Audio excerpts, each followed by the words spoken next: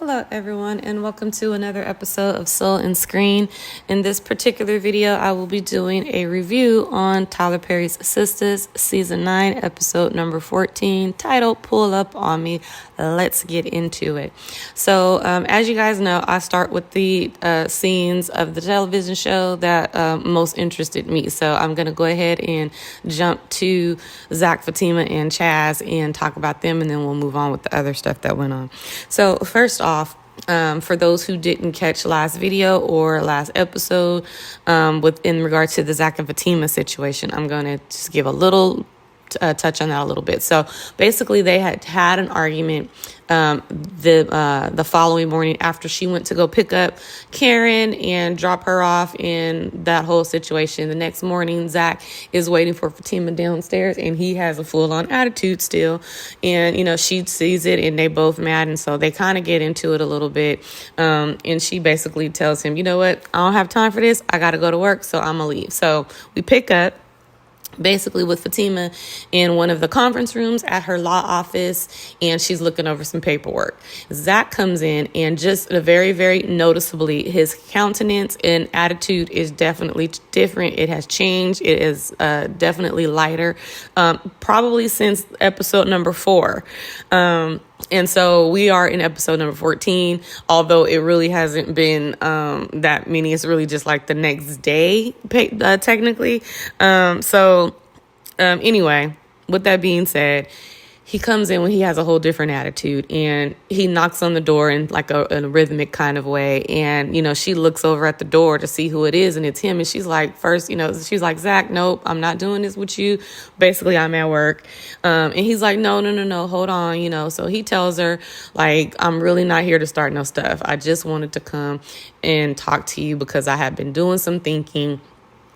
And, you know, kind of came to some conclusions and some stuff. And so she's like listening to him. And he was like, so at first, I'm going to be real honest. Like, I really just thought it was you, just, you know, this pregnancy hormones. And she stopped and she was like, hold on. Like, if this conversation is about to be a whole bunch of, again, you blaming stuff on me, like I'm the issue, then you can just go ahead and go. And he's like, no, that's not necessarily what I'm saying. What I am saying is, that I think just because of the recent situation, everything that's going on, it has both of us a little bit high strung. And she goes, okay, but you more high strung to me. And he goes, got you. So he basically tells her, listen, I was thinking about everything and I want to take some accountability. And she's looking at him and she's like, okay. And so he's like, so I want to apologize. I was out of line and wrong for calling the midwife and all that. I shouldn't did it. It is your body. It's our baby, but it is your body.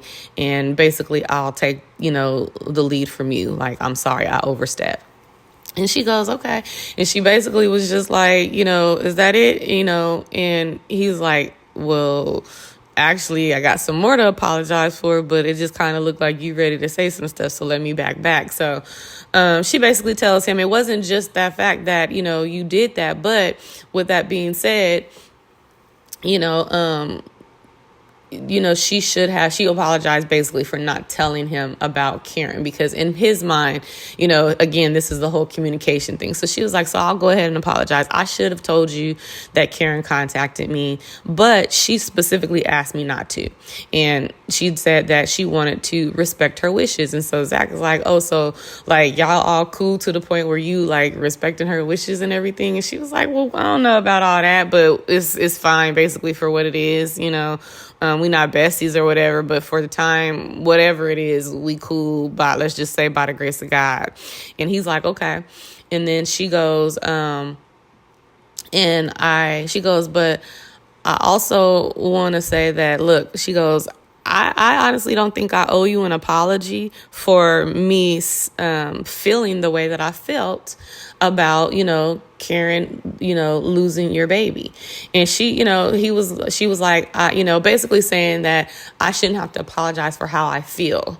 But she did say I will apologize because I should have figured out a way to communicate that to you. Now, let me just put a pin here. I agree, but I still think timing is everything. And I think it still was too early for Fatima to have had that type of a conversation with Zach. So I don't think that she should have talked to him about that, you know, the the relief that she's feeling that soon. He just wasn't in a good headspace. And this is the other thing that I kind of don't like what's going on with the writing for this season, is that they keep skating past the revelations and these epiphanies and these aha moments that these characters in the confrontational conversations that these characters are having or need to have. It's like they get you to this climax where you think something's going to happen, and then they just skate over it like it's just an afterthought. Like that whole Fatima telling Andy, like, if you basically got an issue with the way that I'm doing stuff, maybe we should have a conversation. And then we pick up the next episode and nothing happens. And it's just like, hey, girl, like nothing ever happened. Like Fatima never even said that. And that's a statement that no matter what, if somebody says that to you, it warrants an answer. And it's like they keep having it happen off screen. And just in my opinion, if you don't know how to write yourself out of those conversations, maybe you shouldn't start them. And that's just me, because they've had a lot of conversations and confrontations that have fallen flat in this season that really could have been some really good moments of revelation, epiphany, whatever you want to call them. So anyway, for this with Zach, that's kind of what happened to me. You know, I'm like, he comes with this whole new attitude, and he literally tells her, you know, I've been thinking, you know, and that's the reason what made him come up to the job to talk to her. He basically told her, you know, I was thinking over some things, and I don't want you to be mad at me. You know what I mean? Like, I don't like the way that you walked out last night. I don't like the way that you walked out today, but I want us to talk about it. You know what I mean? Which was very mature, but a huge change in attitude from a few hours ago or an hour or two ago. You see what I'm saying? Like, they just keep dropping the ball on these really good moments that could show some growth that actually we as the fan base want to see, because it makes the show more authentic. It makes it seem like this is a realistic situation. It doesn't seem so forced. They're forcing all these things to happen to get to these conclusions, and it's just the way that they're going about it, to me, is not authentic, and it's becoming very force fed. So with that being said, she tells him, I should have figured out a better way to communicate that to you, and trust that we would have figured out a way to work through, how I feel versus what you feel about what I feel. And he told her, he was like, I would have understood. And he goes, basically, he was like, we can't skirt past these hard conversations. He tells her that, we gonna have a whole bunch of these, because why? They getting ready to get married. They getting ready to have a baby and stuff like that. So he's like, we cultivating the family. This is me kind of adding in some cushion, but we cultivating this family. So we gonna have a whole lot of years of hard conversations, and this is just the beginning. So we can't not have these conversations. And I will say, and that's a huge growth point for Zach.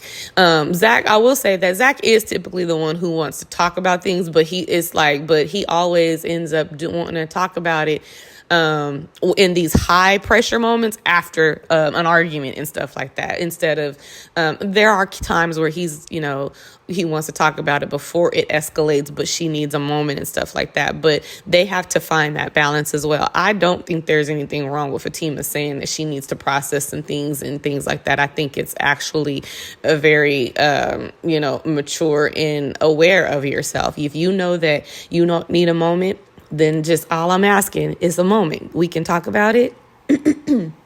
Excuse me.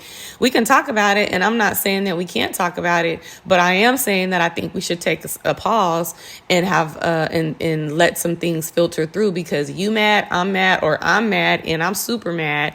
You know what I mean? So you don't know, but give your partner that time to be able to at least pause and gather their thoughts if that's what they need. I don't think there's anything wrong with that. Now, I understand that may not work out for every couple, or if that's the person who wants to talk about it right now. fine.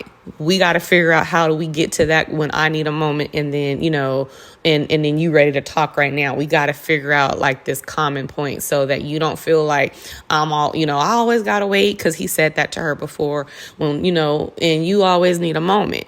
So that's just something that they're going to have to figure out in their relationship. And that might take some counseling, like, couples counseling and stuff like that. But with that being said, he did tell her we need to, we got to be able to talk to one another about this, because it doesn't sound like in this moment he's actually mad about what she said. It sounds like it's more so that he's mad of who she communicated it to. Now, that's like right now. In the moment, he was absolutely mad about what she said, and probably who she communicated it to, because it's one thing that you mad, but it's kind of like, in his mind, because he already was like not in a good place, he probably felt like she was talking behind his back. But knowing Fatima and knowing this is your woman and how she love you, he should know better than that. So anyway, fast forward, they kind of make up, and he's just like, so they having a little cute moment, and he's like, this kind of, I want to basically trying to get all up on her. She's like, Zach, I am at work still. And so, he's leaning in like he want to kiss her and stuff like that. And so while he's leaning in, Chaz walks up. And Zach is just like, oh my goodness, like this dude, like he just like seriously want to be down. And so Chaz walks in, and Zach is like, man, what you doing here? And so Chaz is like, dang, what you do? Like follow her to work and everything. And so Fatima's sitting at the table just like done. She's just like, oh, no. Let me back up a little bit. Before Chaz comes in, Zach actually tells Fatima, like, do you have anything else? Like, what else you want to apologize? And she's like, what else? She's like, everything else was your fault. And he was like, Chaz was my fault. Let's add another pin here. Actually, Chaz was your fault, Zach. Like, in Tiffany's opinion, like, everybody can have their own. But she, again, did not know that Chaz sent her a $6,000 purse to the house. Now, flowers and the champagne and the stuff that was coming from him and all the other players and stuff like that, it is what it is. Like I said, he didn't give her a chance to get home to explain any of that because he was already in his feelings. So I'm with Fatima on this and say, no, I'm not about to apologize for that part of Chaz. Like, I can kind of apologize for thinking I can handle his flirtation and all that kind of stuff, because she did. She thought she was able to handle his boundaries, and he just came on a little strong. So anyway, she tells Zach, but you don't have to worry about that. I think I'm about to pull back away from all these ball players and stuff like that, just because working with them is becoming too complicated. It's a lot at work. It's coming between me and you, and then even me and Andy. And so Zach is like, wait a minute, hold on. You misunderstanding what I'm saying. Let me say right now, I appreciate Zach supporting his woman in this. This was a very good Zach moment. So he was like, I'm not saying that I don't want you to work with these basketball players. You know what I mean? Like, he was telling her, I'm cool with you wanting to carve out your own place and space here and make a name for yourself in your business. Do what you got to do, babe. He was like, basically, my concern is I need you to be a little bit more aware that when these men are coming at you and it's getting outside of what you can control, or set some more, clear and direct boundaries. And she goes, okay. He was like, okay. And he was like, now, as far as Andy, he was like, so here's the thing with Andy. Andy is either tripping out with you because she's afraid of losing you, or she jealous. Well, he said hating, but same difference, right? So, he was like, so really encouraging her, like, you don't got to pull back. You just got to prioritize some things and set some boundaries. I love that moment. In that moment, that's when Chaz walks up and everything, and and him and Zach get into it a little bit. And Fatima finally like stands up. She's like sitting there because, Chaz is coming in talking stuff to Zach, and like, what you do, follow around? And Zach is like, dude, like, real talk, like, you getting close. And so Fatima stands up and she's like, wait, hold on. She gets in between them. She's like, not here, you guys. Like, this is my office. No. And so she's like, Chaz, what are you doing here? And he's like, well, I came to talk to you about business. And she goes, you know what, Chaz, like, in all honesty, this gonna have to be the end of me and you working with each other, because this you seem to have this obsession where you not respecting the boundaries that I put forth. You are now disrespecting me, my relationship, and my man, and I can't work with anybody who does that. So everybody who was coming at Fatima a couple of days ago, y'all need to calm down. Like, give the woman a chance. She never was given the chance to really, like, she had to do this in patterns and in a certain process and order, because it's her client. It's her client. So she tells Chaz, because you can't respect the boundaries that I've put in place. Even just last night, I told you, that me and my dude is together, and you come up to the office without contacting me, this is a way that you do business, and you're stepping outside of those parameters. So I'm not going to be able to represent you, help you, anything like that anymore. Basically, she's telling him, you can go ahead and work directly with Hayden. And so he was like, so Chaz trips out. Like Chaz really sometimes these men just don't hear what they want to hear, and women too. So anyway, but Chaz tripping. He was like, I know you really choosing this dude over me and this money that we can be making with each other. And so Fatima gets him all the way together and was like, I'm going to always choose Zach. Like, I don't know how many times I got to tell you, this is my man, right? Like, he ain't got to know nothing else about what's going on with them, her pregnancy or nothing. She just let him know, like, this is my man, and I'm gonna always choose my man over you. You know what I'm saying? Like, you some client just because you some basketball star, like. And then she let him know. And also, all the popping up at my house, she was like, popping up at people's house to get you dropped, more than just a client. It'll get you dropped in other ways too. That was Big Tima coming out, letting him know. And Zach, of course, in the background, like, babe, like, you ain't never been more beautiful. Like, I ain't never wanted you more at this moment. And so anyway, Hayden walks in, and he's like trying to, Hayden be eavesdropping. Every time he see a basketball player, he own him. So anyway, he comes in, tries to de-escalate things, and it sees us out of control. And he's like, I got you, Chaz. And so Chaz basically punks him, is like, dude, get out of my way. Like, I don't want you at all. So he leaves. And that's pretty much it. Zach kisses, and Fatima kiss each other, and, he leaves. So that was pretty much them. To next scene that was, I guess, most interesting. Well, not necessarily interesting, but let's just get the Karen and Aaron situation over. Once again, the writers are doing too much. They just fast forward and stuff, and doing stuff that don't even seem to be realistic to me. In all honesty, I don't care. I know they're writing it this way, and they can write it how they want to, but since this wasn't the original writer of Karen, I feel like these writers are not picking up where Tyler left off to build upon the foundation he has already set with these characters. I think they're trying to make their own way and their own show and their own things, and that's what's to me basically pulling apart the show brick by brick. What I mean is they literally basically had Karen tell Aaron that she wants him and she wants him to come. She loves him and all that kind of stuff. And it's just not believable. It's just not believable. And again, if they would have taken their time, maybe to have her, walk us through her progression of awareness and go through to walk us through her revelational moments. How did you all of a sudden get here? You know what I'm saying? Because just the trauma of losing your baby and that just didn't do it. I just don't see it. It's not realistic to me.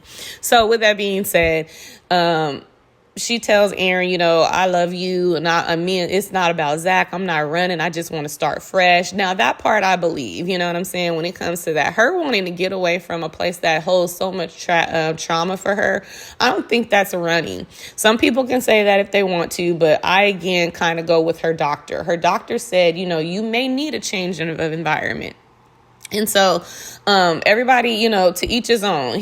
Aaron, as a pastor, for him to automatically want to try to title it, running away, that was because of him. That's ego. He don't want her. He wants her, and he don't want her to leave. Now, you know what I'm saying? And so, because how come he didn't listen to her to see what she was saying and was like, and can understand from a pastor standpoint, And hear me when I say this, I am a woman of faith. That's what, so, ain't perfect or anything like that. But I can understand somebody wanting to distance themselves from a place that holds trauma to it and be able to maybe possibly circle back to deal with that trauma when the Lord, whenever Abba sends them back. For those who don't know, just sometimes I say Abba, which is just another term for our Heavenly Father. So for those who don't know, just wanted to give that little disclaimer. I don't want nobody thinking I'm kind of coming all out of the blue or something like that. But anyway, getting back to it. If he leads you to go somewhere so that you can heal, that's not running. That's not running. That's actually being sent. That's him sending you somewhere. That's him leading you through the Holy Spirit to go somewhere so that you can be in a place where he can speak to you, heal you, and then you may be able to circle back and deal with that actually in the place, meaning he may take you back to that place, not necessarily to live, but could be, but even just to get some a level of closure if that's something that you need. But it could really just be that he wants you to start somewhere different. There's a lot of people who do that. It's not necessarily running. So you got to know the motivation behind the transition or the move. That's what makes it running versus being sent. So anyway, Pastor Aaron, whatever his name is, last name John, Aaron, whatever. But so I just thought that was kind of selfish of him to me.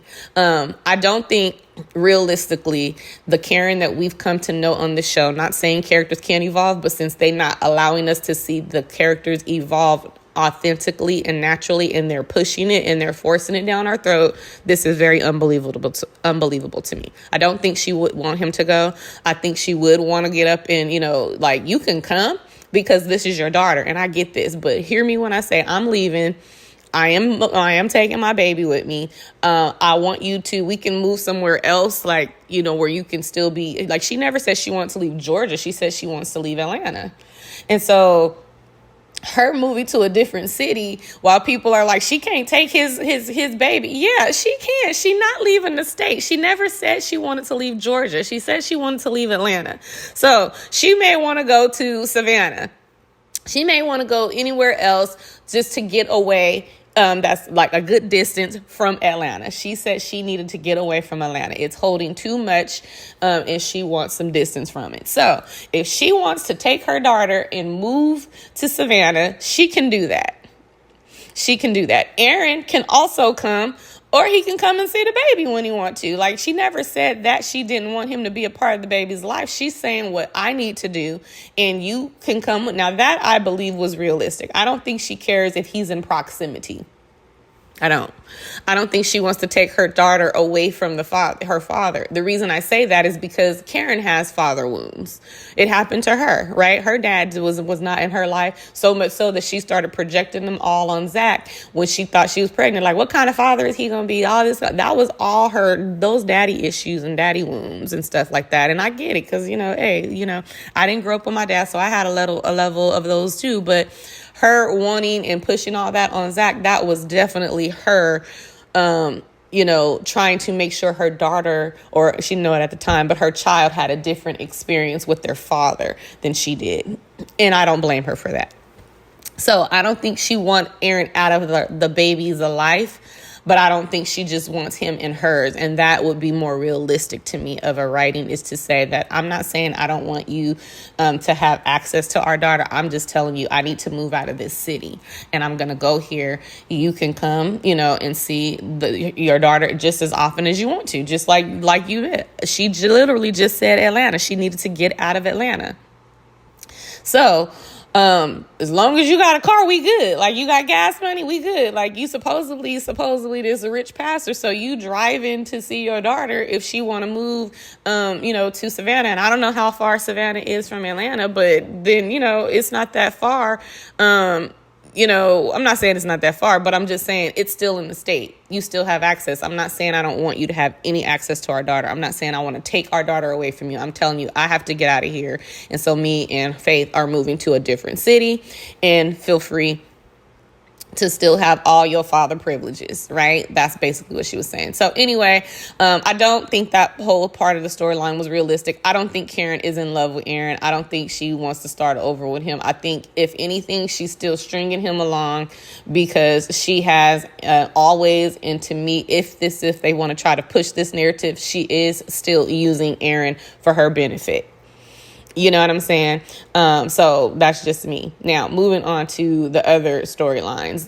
The whole, Danny, that kind of thing. I don't know what's going on with Danny and the cop. Here's my thing with Danny. I feel like they don't know what to do with some of these characters anymore. Like, Tony is kind of doing, he's unraveling a bit, you know what I'm saying? But if she really loves him, then she needs to be just more direct and everything. But she, Tony, you need to go home.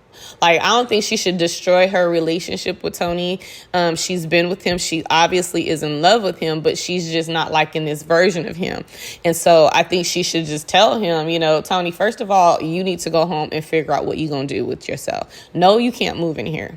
No, you still need to get yourself together. You need to figure out, come to me with a plan. You don't got no plan right now. You've been on the couch playing video games. And if that's your way to silence the noise, I ain't mad at you if you was working or if you was telling me kind of what else you got going on in the background. Like, give me a plan of action.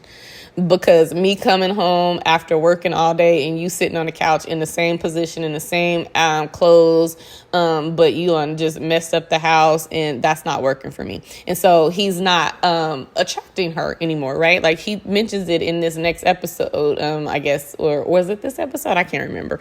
Where he was just like, you don't seem to be engaged like in sex the way you used to. And she's like, it ain't me, it's you. And so she's just not attracted to him. Like, listen, women is, we'll help our man through some stuff, and we will, but don't no woman want to go to work every day. Excuse me, let me fix the term. I'm not going to say no woman, because apparently there's some women out there, and I don't want to shade anybody, but a lot of women, or women that I know, and let's put it that way, we're not trying to get through your thing. We got it. But tell me what's going on. What you thinking about? What you doing? And right now, Tony not making the wise moves and decisions, and he's definitely not communicating them. And I think if he was doing that, it may hit a little bit better. But I don't think Danny should sabotage her relationship by flirting with this cop that I guess that they're trying to do because of Tony. You know what I'm saying? I think she just needs to have a conversation with Tony. Tell him, you need to go home, spend some time getting yourself together, come back here and tell me what your plan is, and then we can start talking about next steps from there. But no, you cannot move in here. You don't have a plan. It's hard for me to be attracted to you when you're not even getting dressed. You barely look like you showering. You know what I'm saying? You on the couch all day. I come home, you got Cheetos and stuff everywhere. Like, that's not sexy. And I think if she tells him that, then they can have a real conversation and see where they land in their relationship. So I'm going to leave that there. Sabrina, I tell y'all, I am not talking about Sabrina. I could care less about any of her storylines. Same with the Maurice and old boy that they're trying to push together. Like, I don't care about any of it. Only thing I will say is that Danny should know that Sabrina was lying. You know what I'm saying? Like, y'all been friends this long. You kind of know your friends. So she should know that she's probably going to continue having sex with her cousin and just deal with it. Sabrina and Danny both over there talking about Andy lying, but you just lied to Danny because you have all intentions on sleeping with this man again. So, you know what I mean? Like, it's just they whole friendship, like I said, can become very hypocritical. The one thing that I do think they have is each other's back. But other than that, they not necessarily always honest with one another. I'm not necessarily saying transparent, but then definitely not being honest, even when the conversation comes up, because people typically ask when, each other, you gonna see him, you gonna go back with him, and they like, oh no, I'm not, but you already know that you really are. You know what I mean? So I don't know how healthy a friendship is in that aspect versus just saying, girl, maybe, like, I don't know, I'm still figuring it out, but it's leaning to the left, that kind of thing. So in any event, I'm gonna go ahead and end this video here. I will do a preview, a prediction review for the next episode, because they actually did give us a nice amount of meat in that promo for next week. So I'll do something on that a little later on. Other than that, let's get into a conversation. What did you think about the episode? What did you think about the whole Zach and Fatima apology? Was it satisfying to you? Excuse me. To me, it was glossed over, but I would love to think that hear what you guys say. Again, I feel like, they bring up these moments that can be super, they bring you up and you like, this is a climax, and then it just falls flat, and it's just so disappointing in certain areas. So let me know what you think. Do you agree? Do you disagree? How do you think, even with it, whether or not you disagree or not, do you think the conversation that Zach and Fatima had was a good conversation? I thought it was good, but I don't think it should have happened at the law office, though.